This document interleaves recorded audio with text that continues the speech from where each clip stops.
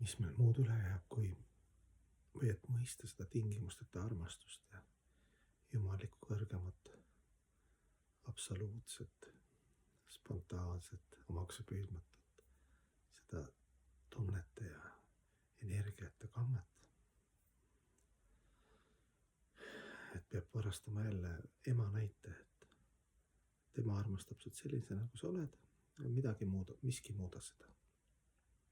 Sinu käitumised, see, et sa päris võib-olla ei ole kõikides asjades olnud elus selline, nagu ema on näinud.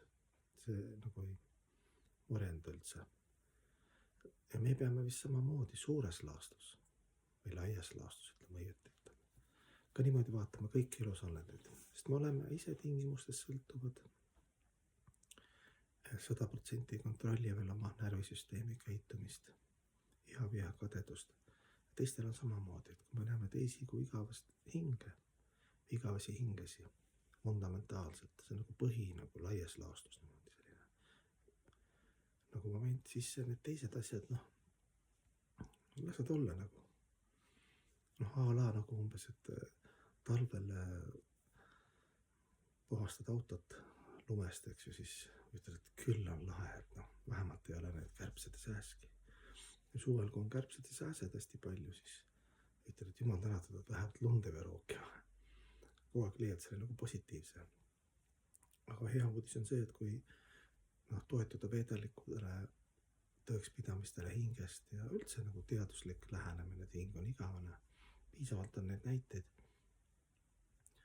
siis on väga lihtne. Et inimesed lihtsalt samastavad ennast nende kihtidega, aeg-ajalt käituvad nendest kihtidest lähtudes meiega või üldse. Me näeme, eks ju.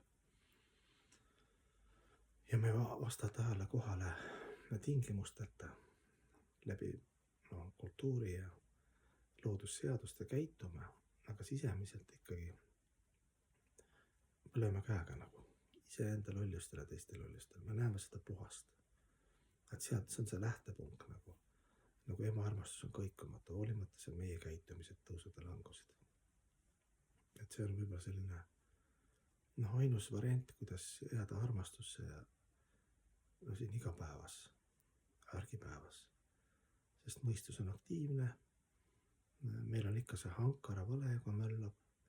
Ja kui me ainult selle pealt maailma vaatame ja suhtleme, siis lõpuks me oleme üksi ja pettunud. Sest kogu aeg on mingid häirivad välised faktorid, nii elusolendite puhul kui elu karma sündmuste puhul. Aga kui sa hoiad nagu sellist lapsemeelset, sellist siirast usku ja ka ma loodan realiseeringut sellest, et kõik on head, kõik lõpeb hästi, kõik on alati kontrolli all, kõige kõrgema kontrolli all, siis saab nagu neid kindlad samme teha nagu edasi nagu valguse poole.